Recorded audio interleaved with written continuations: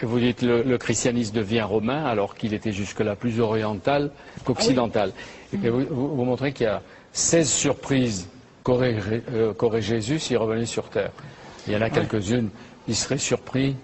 Oh non, mais il serait surpris de beaucoup de choses. D'abord, la première chose dont il serait surpris, c'est simplement que le monde existe encore. Puisque pour Jésus, il attendait, comme tous ceux de son temps, la fin des temps pour ceux de sa génération. Mon royaume n'est pas de ce monde. Il paraît qu'il n'a pas dit. Non, ça c'est une trouvaille extraordinaire de l'auteur de l'Évangile selon Jean.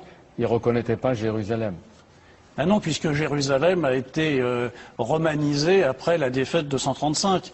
Enfin, il y a énormément de choses. Il ne reconnaîtrait pas qu'on le célèbre en image, il ne reconnaîtrait pas qu'on le prenne pour le Fils de Dieu, voire pour Dieu lui-même. Enfin, tout ça est absolument inconcevable dans la pensée. Il ne serait pas chrétien, quoi. Il ne l'a jamais été.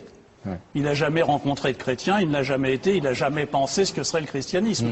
Le christianisme, alors, qu'est-ce qui a fait son succès? Les raisons sont multiples et très difficiles à en faire la liste complète, mais c'est certain que Jésus, lui, est resté juif de sa naissance à sa mort. Vous dites la première surprise, il ne pourrait pas lire la Bible parce qu'il parlait ni grec ni latin. Oui, enfin, il ne pourrait pas lire le Nouveau Testament. Ben oui, bien sûr, il parlait hébreu ou araméen. Il parlait peut-être les deux, mais...